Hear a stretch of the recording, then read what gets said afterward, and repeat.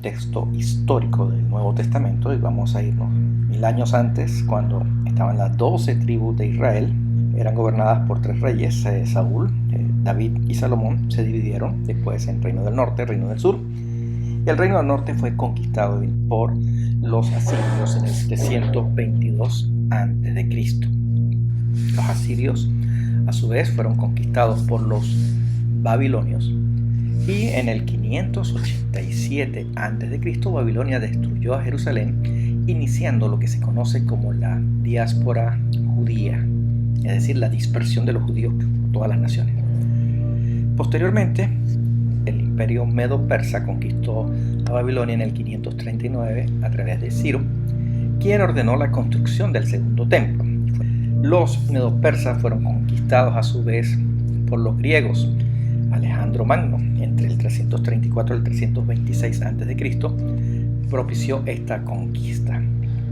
El gran sueño de Alejandro Magno era llevar la cultura helénica o de los griegos a todos lados de su imperio, y lo logró, llevando no solo la construcción o las obras de arte, la forma de vestirse, sino en especial el idioma y la manera de pensar.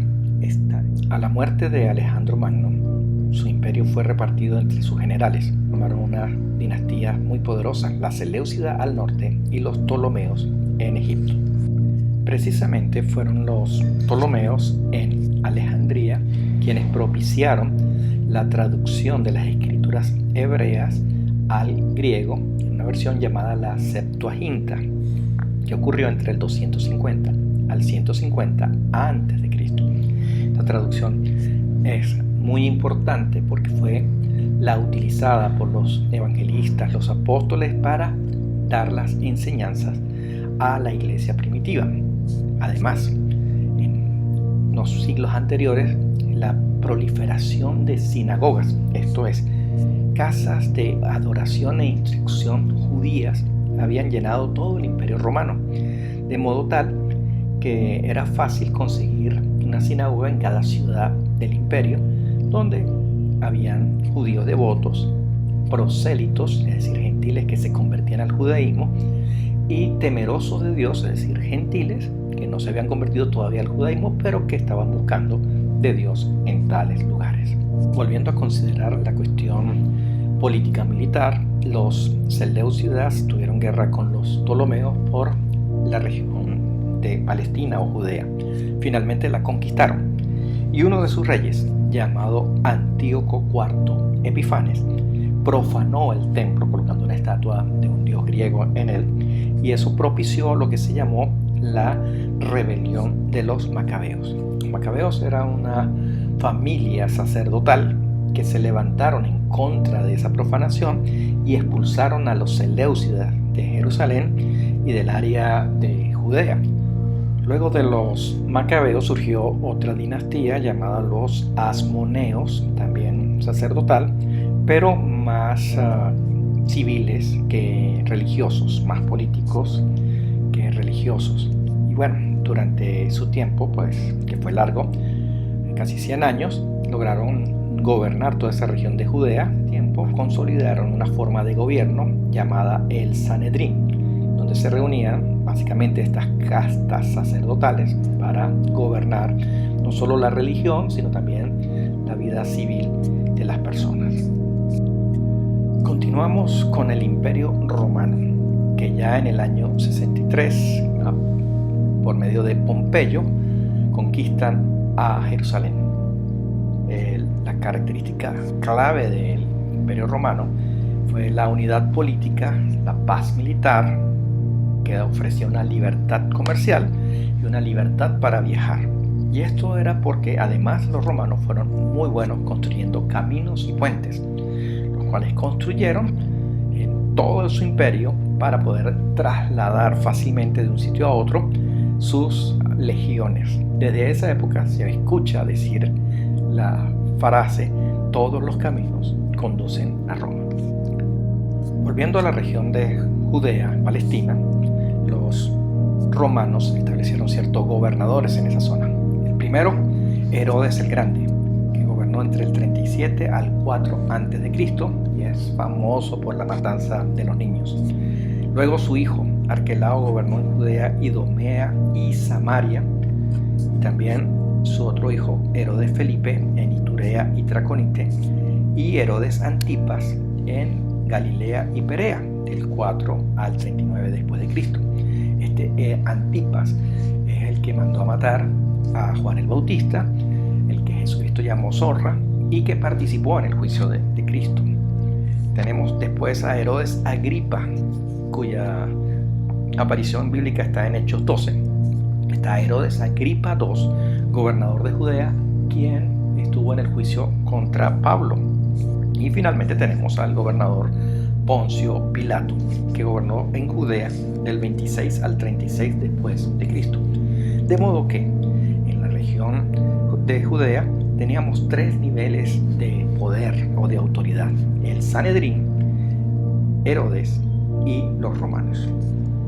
Continuamos ahora con el templo de Jerusalén, el templo que fue remodelado y reconstruido por Herodes el Grande, que le hizo tal cantidad de mejoras y arreglos y adiciones que es considerado como el templo de Herodes y no el segundo templo.